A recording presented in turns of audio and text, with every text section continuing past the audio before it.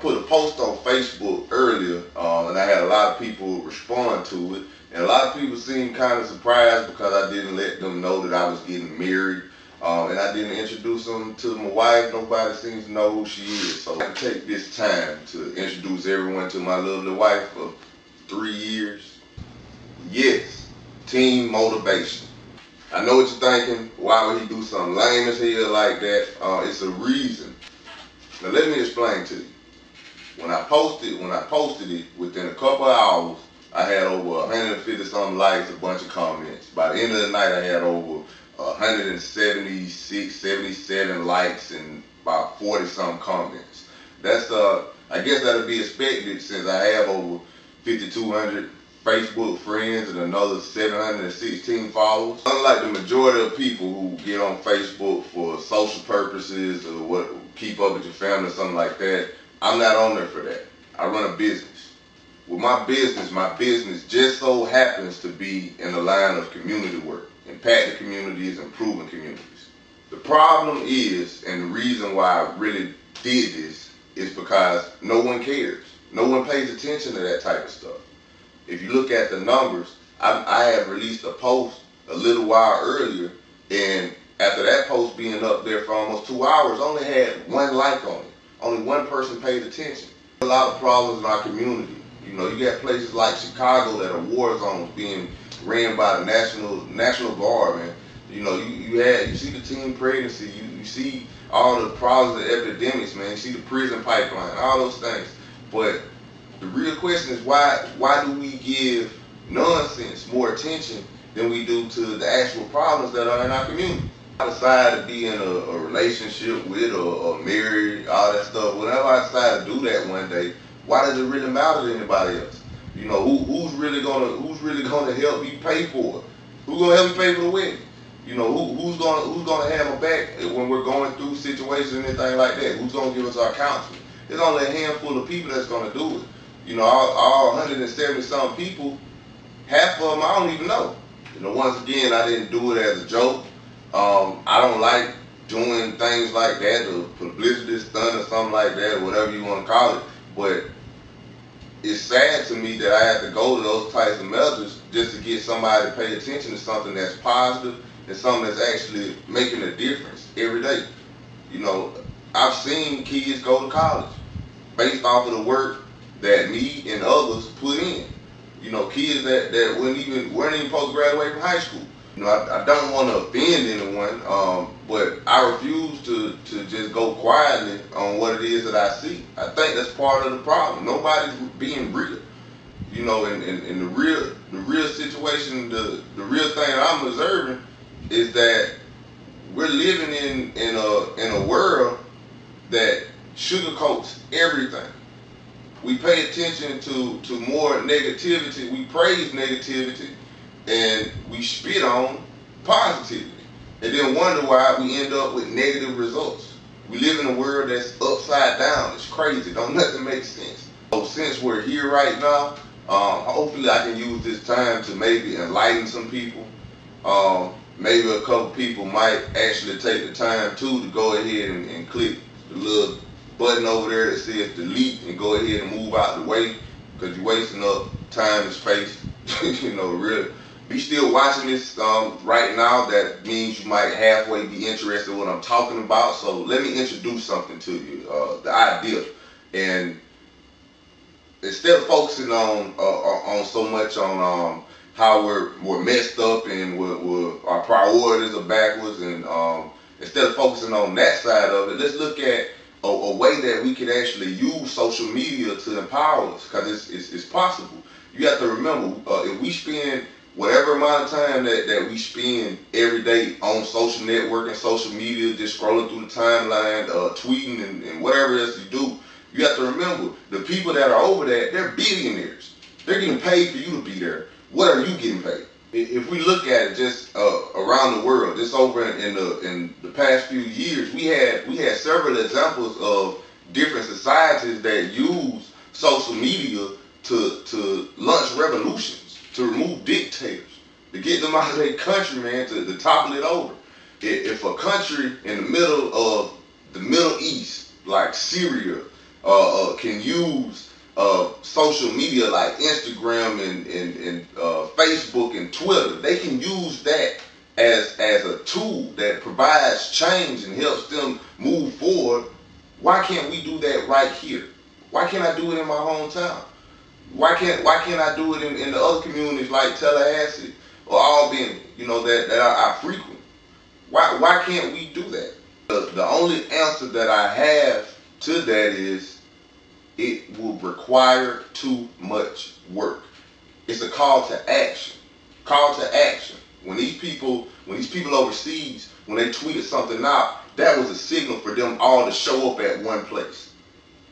They didn't come saying, "Oh, please help us. Please do something for us." They didn't wave a flag saying, "Just bring some attention to our situation." They said, "Look, man, all of us are together and we're not moving till you get up out of here." Now, I'm not talking about being that drastic. I just want to highlight the ideal and the principles and the potential of what could be. Look at our communities. It's a shame.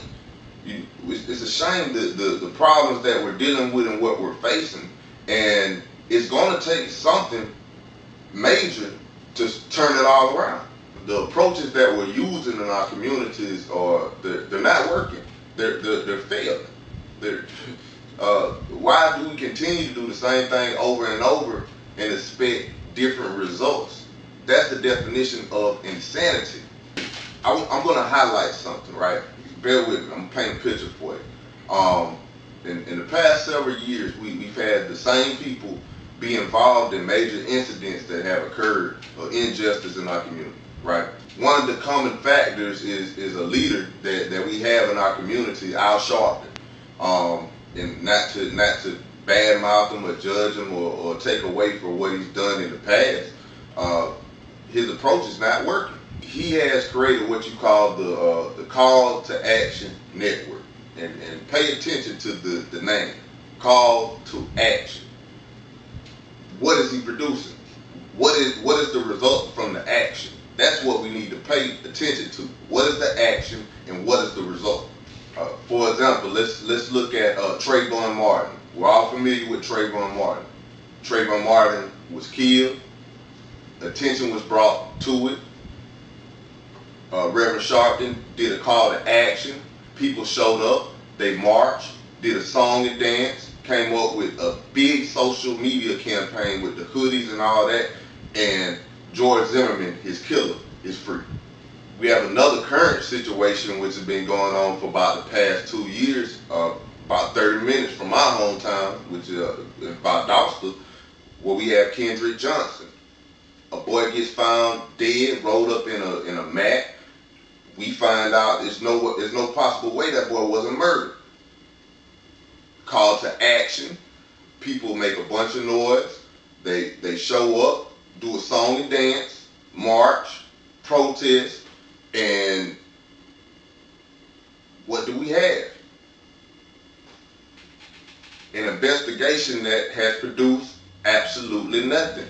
I've chosen not to speak on my personal feelings involved in all of these cases because of the work that I do. I want to focus more on putting in action and providing a solution.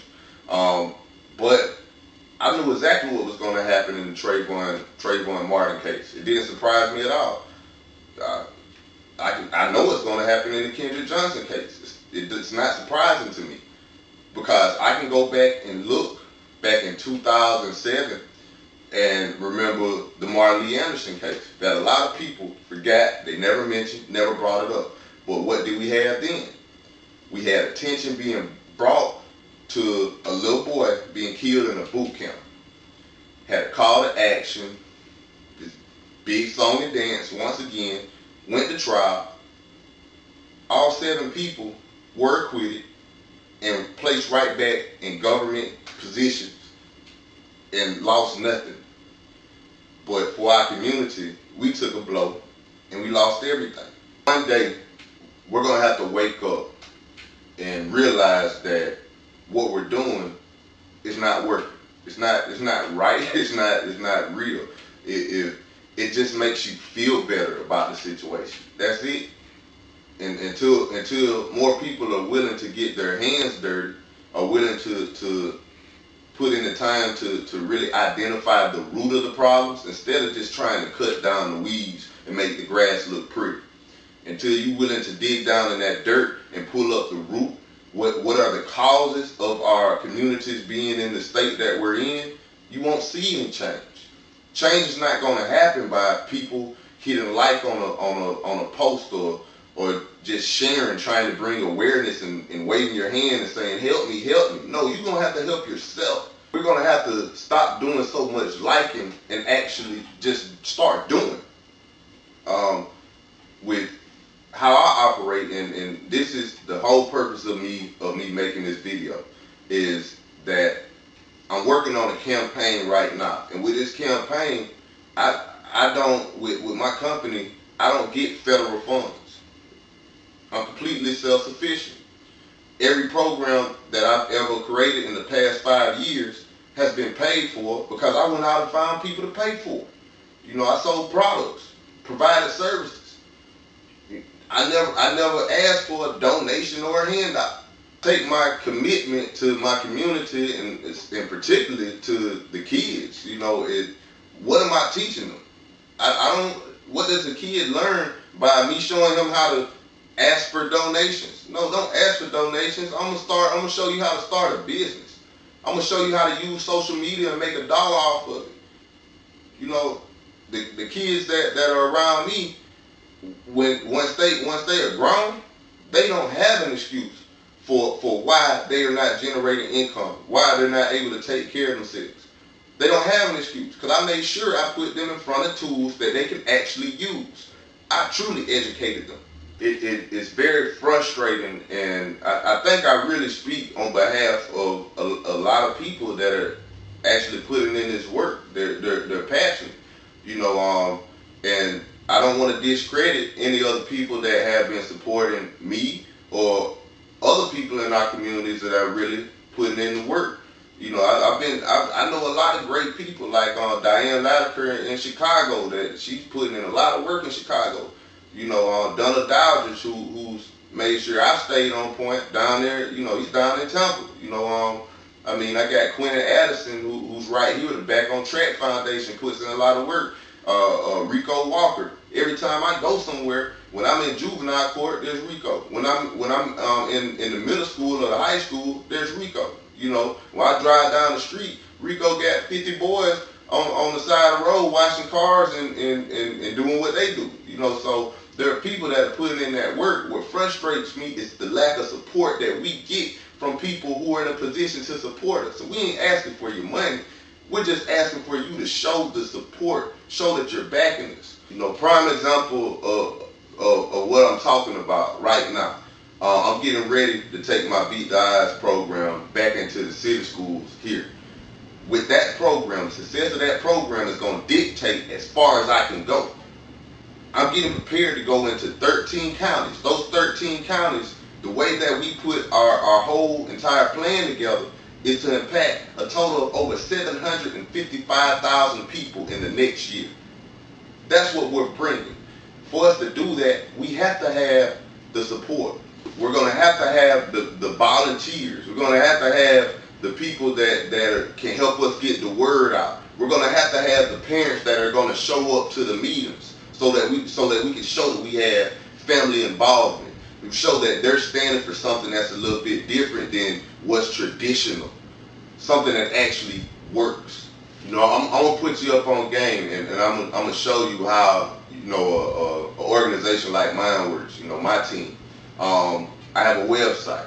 With the website, you have what you call analytics, and with those analytics, it's nothing but numbers that show how much traffic we have coming in. If I would have had the same exact people that like that status, you know, or like the marriage, if I would have had those same exact people, if they would have clicked on the post that I had posted earlier, I would have had over 170 some people visit my website. You know, if I'm generating 200 people a day or 300 people a day, now I have something to go work with. You know, now I can provide marketing services to companies that are interested in supporting me. So it becomes more than just someone trying to donate to me. Now I can actually do business. And with me doing business, it's going to guarantee that I'm generating the amount of revenue that it takes for me to serve my community. It's plain and simple, man. I'm committed. I can say we're committed. All the other organizations that are like mine, we're committed to actually doing something. When you see a passionate person, you know that passionate person has a story. I know for me personally, what I do when I create a program, I can always relate to the kids that I'm serving, because I was one of those kids. I'm designing a program that I wish I would have had growing up as a kid, so I wouldn't have had to go through the things that I went through, or I would have made the dumb behind choices and decisions that I did. You know, I had great mentors, but even with having those great mentors, I still was able to mess up. You know, so let's support these programs. Let's support these ideas. Let's support the new leaders. Let's support the people that are actually going to get their hands dirty and not try to be on CNN and make a living off of being a talk show host. You know, once again, I apologize if I caused any confusion to people that are very supportive of me. If you're offended by it, it's not my problem. You know, I'm going to do what I have to do.